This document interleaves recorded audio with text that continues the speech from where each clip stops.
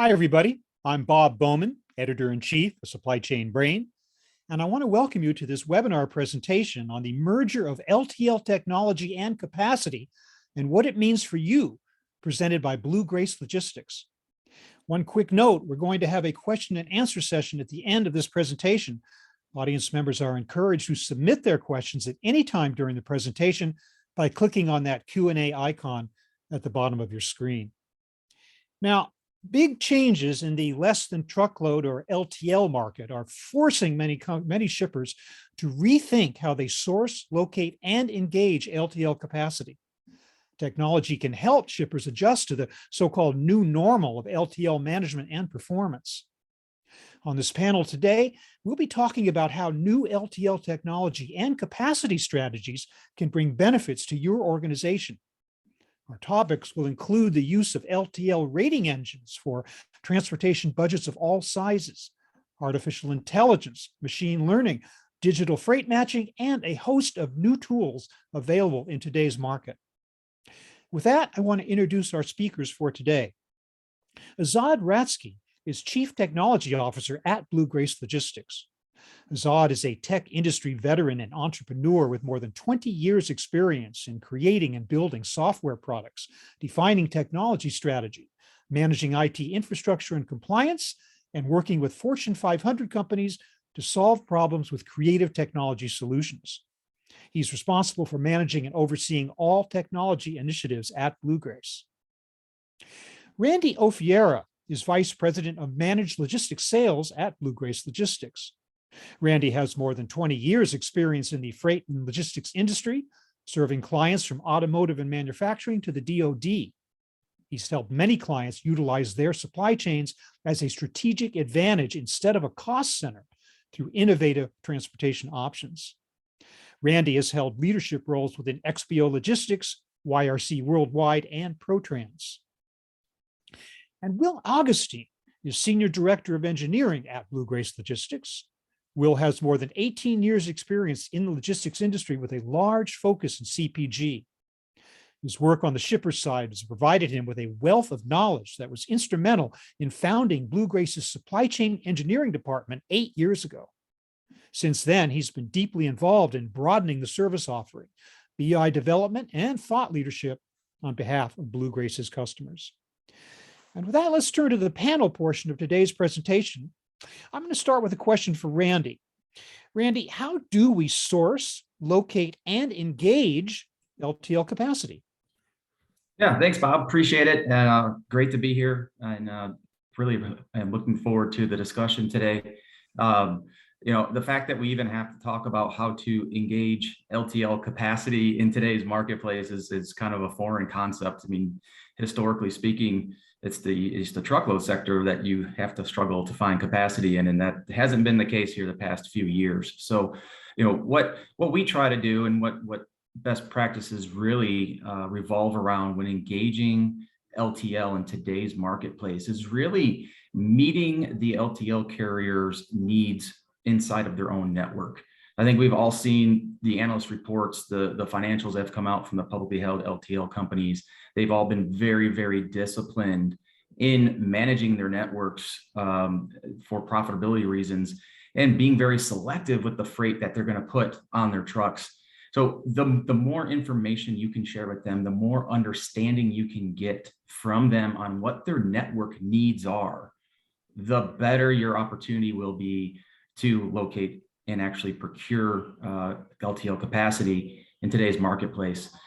Utilizing technology to help get information such as dimensions, over length, NMFC numbers, all of these things that can now flow through technologies that historically could not are essential when engaging the LTL net carriers when you're looking for the pricing and capacity that you need to service your business.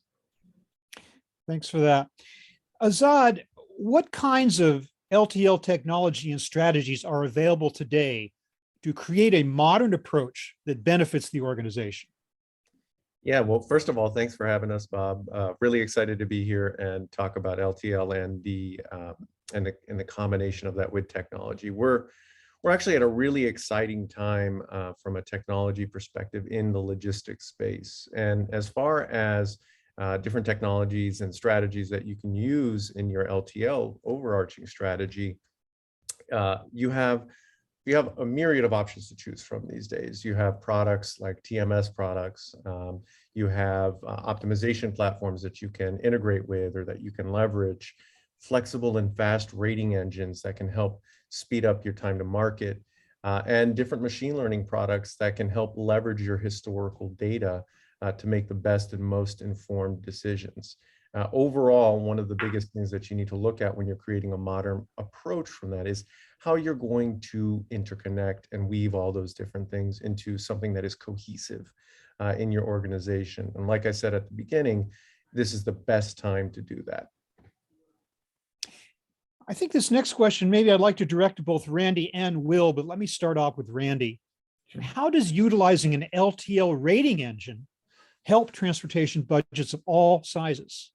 Yeah, that's a really good question, because we talk about transportation budgets of all sizes. If you look at the customers that we service customers that have 20, 30, $50 million in transportation spends. We also have customers that spend $1 million or less on an annual basis with LTL. So we actually have a good view, a very broad view of all the different shippers and types of characteristics that come along with that. And you know, what rating engines do to help those individuals is making sure that they are selecting the carrier that best fits their needs of the business. So as an example, some customers want to historically or will always just select on price. Just give me the low cost carrier. Or you have customers that have high service demands from their clients. So they need a faster transit carrier, maybe a little more, pay a premium to utilize that carrier. Using a rating engine helps you understand the puts and calls of what those selections that you're making are costing your organization, what your cost to serve those customers might be, and what changes you might be able to make in your strategy on how you want to service your customer from a carrier selection standpoint. I think those are kind of a few things that most get the most value out of the rating engines, but it's every customer has their own nuance. Every shipper has their own rationale. Making that and turning that into actionable data by using those rating engines helps customers just to make smarter decisions with how they're shipping and quantifying the cost of those decisions. Yeah, and with cost control being so vital and so important in LTL these days. A little bit. Will, what's your perspective on that?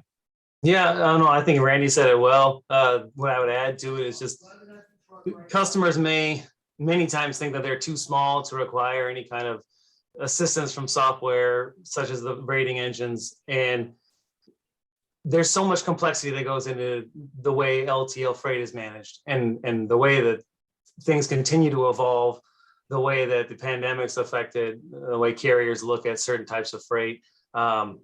You'll have tribal knowledge, you'll have subject matter experts, especially shippers that may be on the smaller side, but they'll have a difficult time keeping up with the changes if they don't have some assistance, like using the technologies and rating engines like that. So as the customers get more complex, then what comes out of that software, maybe the engine may need to get a little more robust and maybe more rules, like Randy mentioned, but it helps no matter what size that they're going to be shipping at. Great, thanks. I want to talk more about like cutting edge technology and in terms of LTL integration options today, such as AI, machine learning, digital freight matching.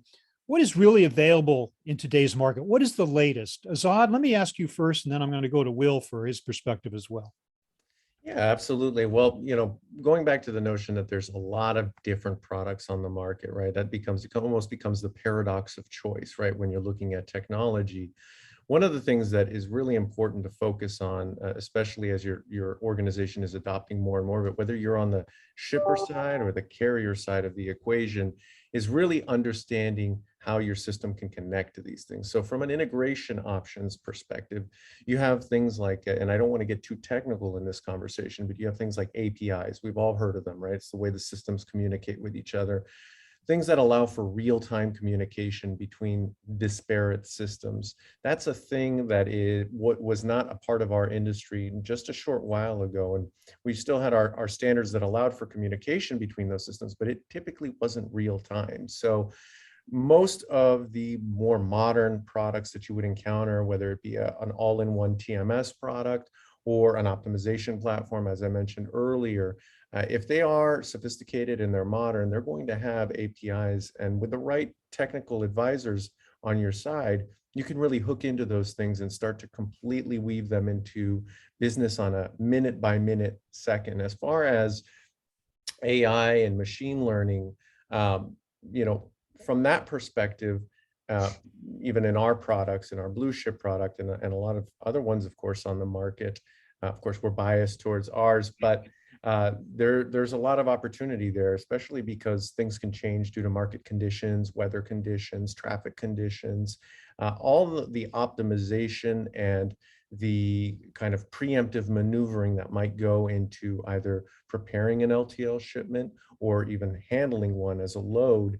A lot of those things can be evaluated ahead of time, whereas before it was very much an ad hoc decision. And so in that regard, you know, without naming a specific product and really just pointing to the notions of some of the things that we're doing with our product suite, but knowing there are many out there that are very much moving in the same direction, a lot of those things can be taken into account.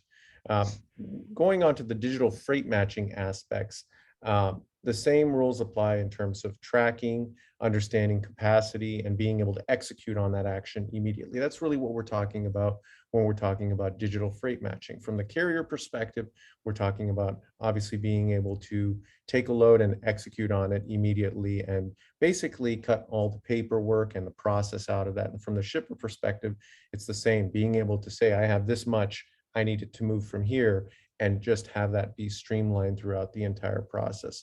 Platforms, sophisticated TMS platforms like our Blue Ship platform and some others out there have that full life cycle. Critically, and the point I want to finish this off with is that if you really want to take advantage of digital freight matching, it's critical that when identifying the platforms that you're going to integrate with and work with, that they actually offer a full view of that life cycle, because without that, you're only getting one small piece of that digital freight matching aspect. Really, we're talking about the whole thing, point A to point B, 360 degrees. And you need to be able to be sure that you're doing that. Using that knowledge, picking the technology and the partner that's right for you, you should be able to be pretty much in good condition no matter which direction you go.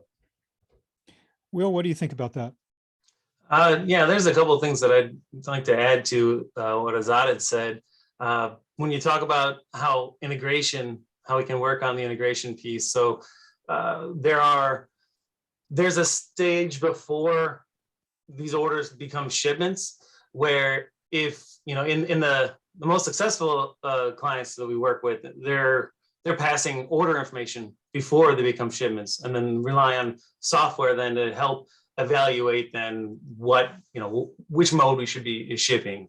Those aren't going to be, you know, you'll need to be integrated with a partner such as like Bluegrace in order to use those you know, benefits from the latest technologies. But then on top of that, so say if it's post mode decision and then the integration is passing the data, one of the things that is nearest and dearest to the team that I work with and manage is providing the BI back to the customers to help them truly reflect on how their supply chain is functioning, which customers are, you know, really helping their network and which customers may be hurting their network.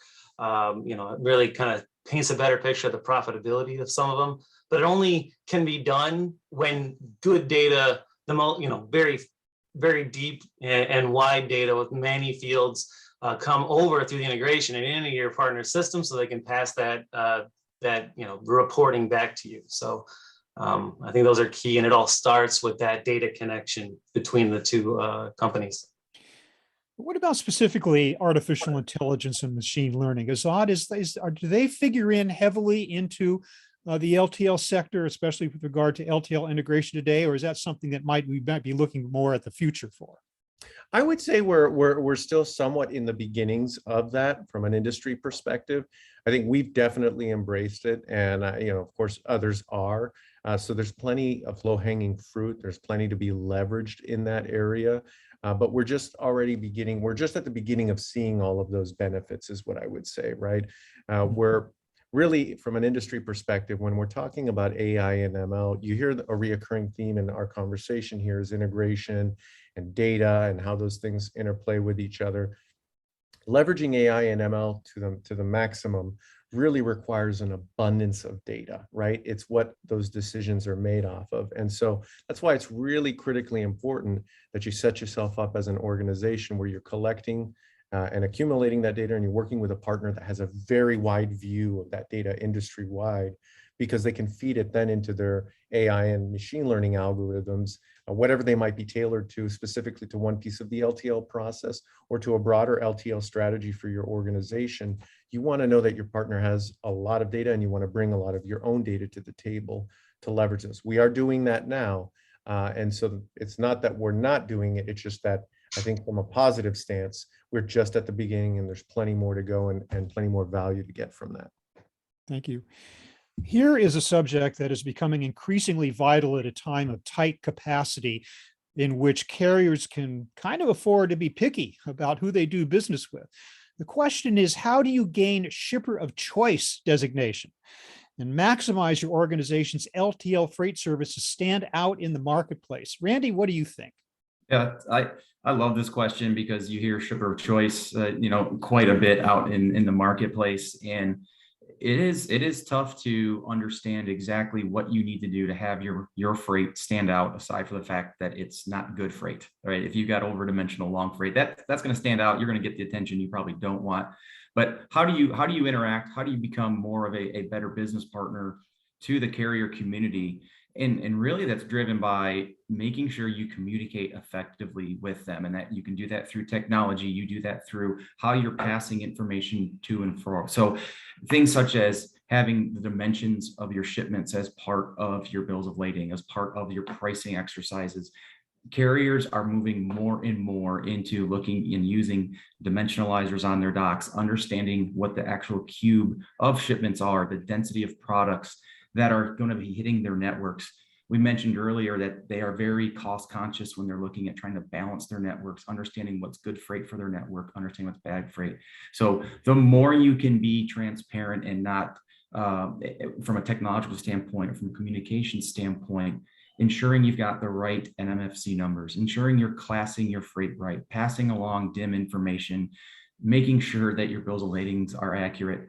And then if you can do that electronically through the ways that we do it, APIs, EDIs with our LTL carrier base, the more fluid it is. Because on the carrier side, what drives a lot of their costs obviously is manual labor as well. So anytime you don't have that integration, or you don't have a electronic transaction passing information back and forth, that means there's an individual at a terminal hand keying that information into their system, or taking it over to the dimensionalizer and taking the extra 2-3 minutes to make they got the right DIMs on those shipments. So anytime you can speed up their process, eliminate manual process on the carrier's end, you're going to become more of a shipper of choice. And we work with a lot of our clients to help with that. I think if you're a shipper, if you don't have these technologies available or don't have that capability, it's extremely vital in today's marketplace to partner with a company much like a Blue Grace that can help you on that journey, because companies like us already have that infrastructure in place. We already know how to communicate electronically with carriers, and we know what kind of freight they're ultimately looking for in their networks. So yeah, a lot of different ways that you can attack that, but I think those are the most paramount to me. That's a great perspective, because a lot of the conversation around shipper of choice has been around the physical aspects of it, and how not to keep the drivers waiting, and how to good facilities for the drivers when they show up at the warehouse. This is the perspective of data exchange and access to data. And I think that's a great angle on that. Azad, what would be your perspective on this shipper of choice designation issue? Tell me a little bit about how you see this. Yeah, and I'll just echo what Randy said. I love this question. I think this is this really goes into technology and how it really significantly can benefit you from that regard. Obviously, I'm looking at it from a a more technology perspective, whereas let's say Randy might look at it from the logistics aspects of it, or someone else might. In this case, for me, looking at it from a technology perspective, when working with a 3PL like Blue Grace, you're really putting yourself, it's almost like a club that you're part of. If you think about it for a second, a big part of what we do on a daily basis is figure out how carriers want to work. For all businesses involved, you're looking at reducing friction, right? All businesses want to reduce friction, and anything that you can do to do that is going to be substantially valuable. It's going to allow for reduced cost, higher throughput.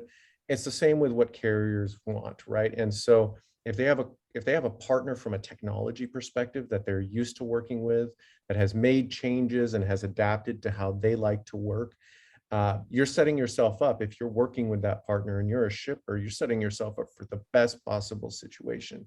If you're going about it yourself as a shipper without the help of a 3PL like Blue Grace, you can still do it. It does require more investment, and it can be done, but you have to think about all those things. And especially if you're working with more than one carrier, you have to start thinking about, how am I going to adapt to carrier A, B, and C and be able to stand out from the rest of the pack? I think it just speaks to going back to that club notion. You want, if you wanted to, you could look as a 3PL as a piece of technology itself, and that's what you want to hook into in some way, shape, or form. And that will really help you stand out, because as Randy mentioned, anything that you can do to reduce the cost burden, the human capital associated with facilitating that transaction, obviously is going to be amenable to a carrier. Yeah. It has been said many, many times before that you cannot manage what you cannot measure. So this is an important question. What are the LTL industry benchmarks and service indexes that help drive quarterly business reviews and performance management? Randy, why don't you take that first? Yeah, sure, no problem. So, when we engage with clients and we're talking to clients, a lot of times they ask, questions around, hey, what is your network on-time performance? And it's such a broad question, because they want to know, how does carrier X perform for Blue Grace? And it's an interesting question, because the thought behind it is, how does Blue Grace get this carrier to perform?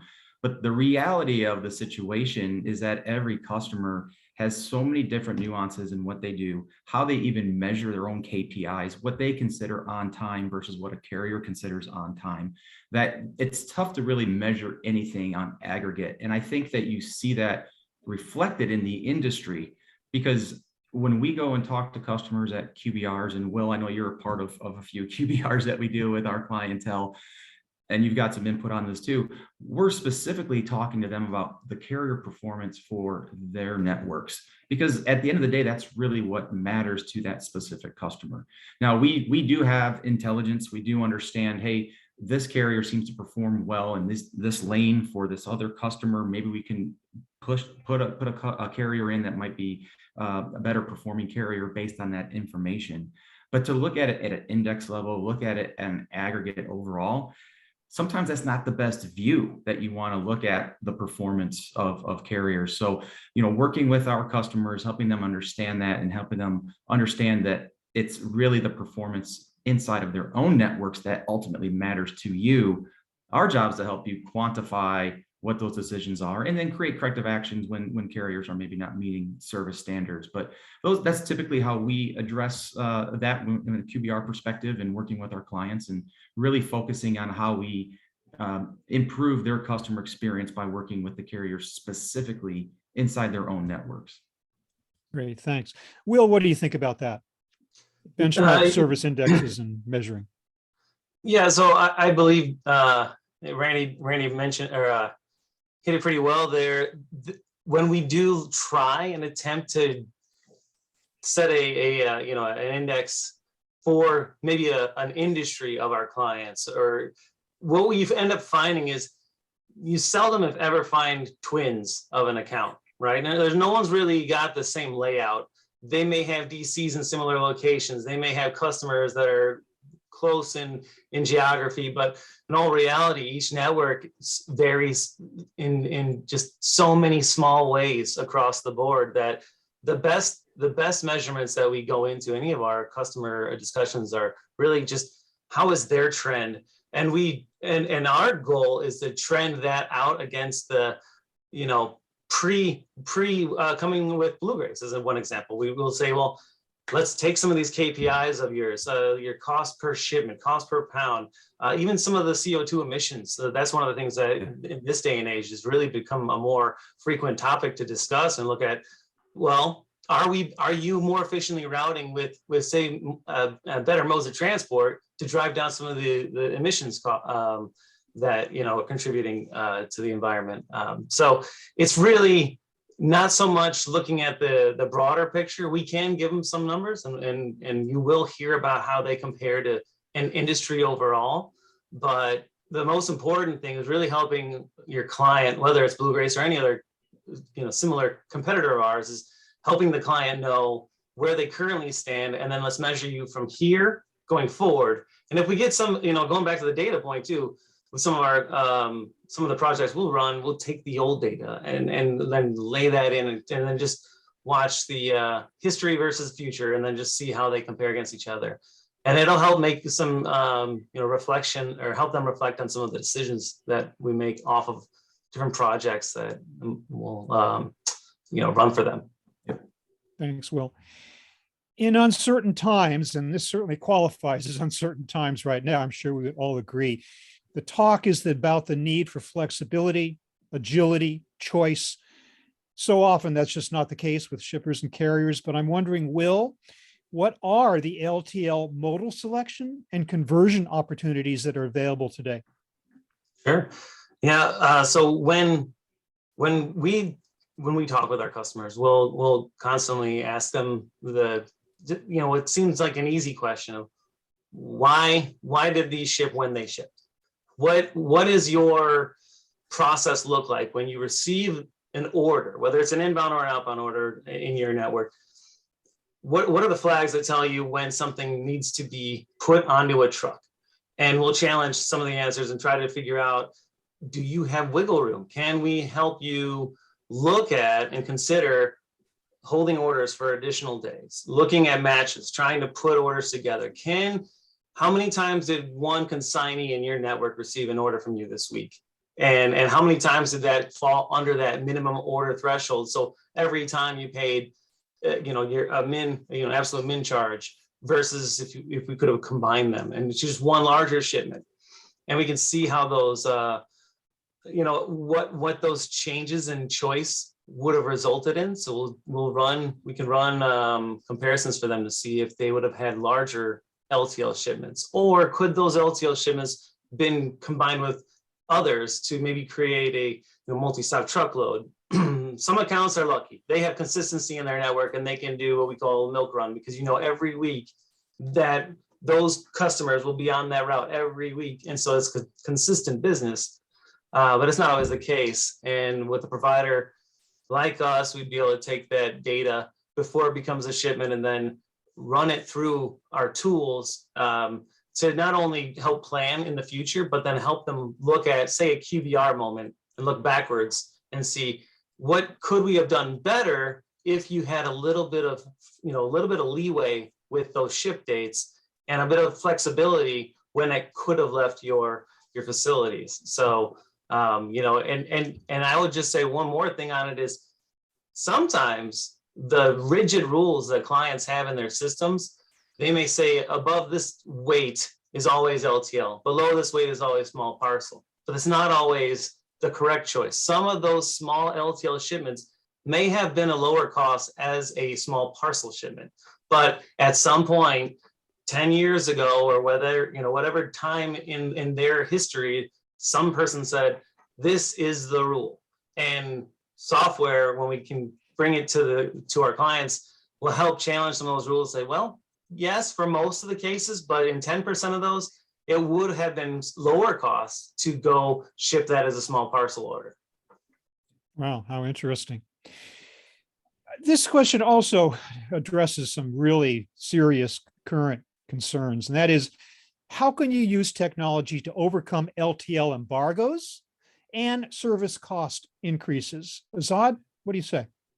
Yeah, well, you know, I think when it comes to LTL embargoes, right, they're a fact of life, right? There's nothing, there's no secret sauce to completely eliminating them. They'll never be completely eliminated. And when we look at LTL embargoes and how we leverage our technology to be able to do it, we tend to look at the freight flowing through our systems like a stream of water, right? And when it comes to LTL embargoes, it really comes back to the strength of your network and how resilient the platform that you're on really is, right? Akin to a stream of water flowing through and being blocked at one point and being able to quickly recover and move to a different alternate path. That's what a network is from our standpoint, a carrier network, and that resiliency. So in terms of LTL embargoes, because you can't control them necessarily, you just have to be ready to adapt to them in real time at a moment's notice and be part of a platform or on a platform, technology platform that can adapt to that and change at will, right? And that might even require re-optimization of it. That might require reevaluation. Some of the things Will and Randy have been talking about and how that planning occurs. Being able to turn that around rapidly and have the system intelligent enough to be able to do that, those are the kinds of things that we build in. And it also really depends on how large your network is. That's going to be the determining factor on how you control LTL embargoes. That also dovetails into service cost, right? The same rules for LTL embargoes. If you want to think about it for a second, you could think that's almost like a cost towards infinity on a specific carrier with an LTL embargo. It's the same thing. You essentially need to reevaluate your options. If you're in a position where you really only have one option, obviously you don't have leverage. So it's really critical that you have a system that's not static, that's not inflexible, that can really adapt to those things. And I think one more note on service cost increases, it goes back to automation. If you're highly automated and you've really made your process efficient, you've obviously got more wiggle room to move. You've got more margin to work within. And I think the use of predictive analytics can help in those processes, and the reevaluation of processes with good partners can help ensure that you have that ability. It's great to know that there are some options after all. Randy, what do you think about this, about LTL embargoes and service cost increases? How can technology help? Yeah, I think I would agree with Azad on the embargo statements there. So I'm going to focus more on the service cost side of it. But we use a lot of technology through our business intelligence tool to help our customers quantify the decisions they're making. So when you have a cost increase, and we've all seen them, and some customers get GRIs on an annual basis. And if they're not negotiating their tariffs properly on the LTL side, they can get those almost without notice if they're on a general rate tariff or things of that nature. So what we really help with our technology and our platform, what we do is help quantify for them how to mitigate those rate increases. So if you're taking a 7% rate increase as example through GRI through a specific carrier, we can use our technology to come back and say, hey, we can actually mitigate. We've negotiated this GRI down to 4%. But that remaining 4%, we can mitigate down to a 1 to 2% impact. But here's the specific lanes and specific shipments that would now have to go on an alternate carrier. So we can actually rebalance how they're selecting their carrier network and drive a result to mitigate cost increases and rate increases through the use of our technology, and making sure that service doesn't deteriorate. You're not subbing out a carrier that has a longer transit time or a higher claims ratio, but a carrier that can service the business in the same manner that the previous carrier can, but yet able to help mitigate some of those increases that come across. So, at the end of the day, you have to be able to quantify the decisions that you're making as an organization. You have to have the data to do that. And we've got tools and techniques and technology that helps our customers do that in the times that we've seen. I know that costs for everybody are increasing rapidly, and obviously the LTL space is no different. So you have to have a partner or the technology yourself to understand that, to make the right decision. Thanks a lot, Randy. This will close out the panel portion of our presentation for today. I want to move now to taking some questions from the audience. And even as we were answering the questions that have already come in, audience members are encouraged to continue to submit questions simply by clicking on that Q&A icon at the bottom of your screen. Here's one I think I'm going to direct to Randy. The questioner says, I currently utilize a TMS, transportation management software system. How can that be integrated with other systems to assist with LTL? Yeah, that's an interesting question. I have a lot of questions to ask back to that, but it really depends on the capabilities of that TMS. Most TMSs have very similar functionality, so we'll just keep it very basic for this example purposes. But how you can integrate into other systems. When we engage with our clients, we typically like to engage and actually integrate into their ERP system. Will mentioned, working with our customers at the order level. So if you have a TMS today, you're going to get the most bang for your buck out of it by integrating into an ERP system so that you can push documents, potentially push information back up into your ERP system. So the teams inside your own organization don't necessarily have to go into another system. They could potentially live inside an ERP system that, say you're a customer service rep looking for a POD. You no longer have to call the shipping doc. You don't have to go into a TMS to look for a POD. That document could potentially be available for you inside of your ERP system, which you're already trained on to enter your sales orders. So we actually help our clients with that. And if you do have a TMS, how that can be integrated depends on the TMSs, but most TMSs can integrate through API, web services, EDI. Some TMSs can do something as very basic as a CSV file. Luckily for us, we can do all the above. I'm sure, I'm sure Azad will vouch for that. But you want to make sure that system has the ability to talk in different terminologies, if you will, to other systems. But ensuring that it is integrated in that ERP, I think, gives most companies the biggest bang for their buck. Great, thanks for that. What are some quick changes that our organization can start with to impact our current LTL freight? Randy, why don't you take that first? Yeah, I think, and I kind of mentioned it earlier, is making sure that you're communicating with the carrier on their terms. And it's a lot of times people look at LTL as as a commodity, and I'm the customer. They're servicing my freight, but you have to speak to them in today's day and age on their terms. So ensuring quick impacts of changes, making sure you're getting the dimensions, making sure you understand your own density, make sure you've got the right information on the bill of lading. If you can deploy those types of changes, if you're not there today, you can do that through technology. You're going to get a more preferred status from the carriers. They're going to understand your freight a little bit better. You're going to understand your freight a little bit better, and ultimately become a better shipper, or potentially a shipper of choice inside of the LTL community. Great. Here again, the shipper of choice, so important. Yeah. Will, your perspective, maybe give us a few tips on quick changes. Sure. Yeah, no, Randy touched on kind of the carrier side of things and your engagement and your relationship with the carrier side, but there's always the other side of it as well, which is how did that order come to creation in the first place? So looking at the customer side, or in inbound orders, maybe with the vendor that you're placing the order with, just kind of reflecting a bit more and kind of looking at it doesn't take a lot of complex data manipulation to just start looking at the average size per order that you may be shipping to customers or from vendors to your facilities, and challenging how those decisions are being made. You don't need the most complex optimization software in some cases to just go and have an internal conversation with peers within your own organization and figuring out, are we doing what's right for ourselves as a company with the sizes of the orders? Because ultimately, the reason that carriers are making the changes that they are to their pricing is because these networks have gotten so full. And they've gotten so full because of the frequency of orders and because of the number of small orders that are flowing through, that it's crippling them in some cases.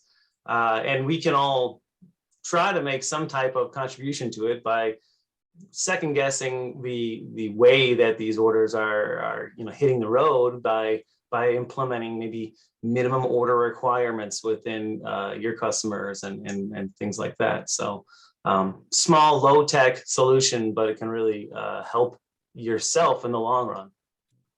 Great, thank you. This questioner wants to know a little bit more about digital freight matching. They say it seems to be the newest service available. How can we get started? Azad? Yeah, so once again, when we're talking about digital freight matching, we're talking about two sides of the same coin, right? We're talking about the shipper's perspective and the carrier's perspective. I think if you want to get started with it, you really pays to identify as a piece of software or a partner that will let you go directly to basically self-serve and enter either on a reoccurrence or immediately in real time any orders and shipments in essence that you need capacity for.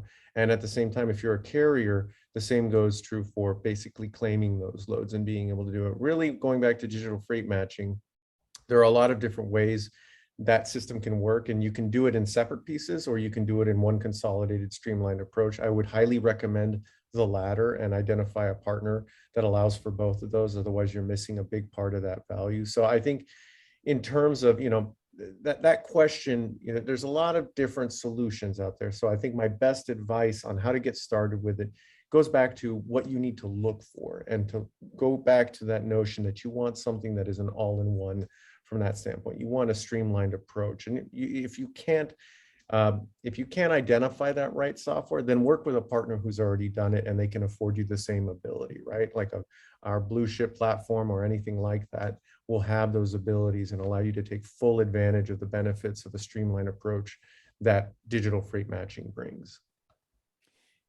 We're just about out of time. I think there's time for one more question, and I'm going to direct it to Azad because I think this question is maybe asking you to elaborate a little bit on that last question in a more general sense. So here is the big one for you for 100 points, Azad. Keeping up with the newest in LTL technology is no longer an option. I think we can all agree with that. How do you start utilizing the tools? How do you get the best options without spending the most money? What kind of benefits will your organization be able to see quickly? What do you say? Well, like many other situations, you can go at it alone. I think it's imperative that you find and identify a partner like Blue Grace, a partner preferably that has a platform like our Blue Ship platform that can help you take advantage of all those tools. It's much more advantageous to you to work with a partner that has the experience and the technology already in place rather than reinventing the wheel yourself, and making sure that you have a full view of the industry rather than just a narrow perspective. Best way to do that is with a partner. In addition to that, in terms of the benefits that it can bring, you can expect to see a much more streamlined process. You can expect to see communication between your partners increase. But at the same time, the burden and the cost burden associated with that decrease. The benefits to your supply chain are increased resiliency, more highly optimized loads. All of those things are impacted. And I think it all goes back to identifying a partner that can help you in that. What a timely topic, given the crisis in shipping and supply chains generally, and more specifically in LTL. Questions of cost, service, capacity, quality, choice, all of those you guys have done a great job of addressing today. And I want to thank you so much, Azad Ratsky, Randy Ofiara, and Will Augustine for this fantastic presentation. Audience, thank you so much also for listening in and submitting your own great questions. And so with that, check out more information about Blue Grace. There's your LinkedIn URL right there on the screen in front of you, and the Blue Grace homepage, mybluegrace.com. Thanks again, everybody. Have a great day.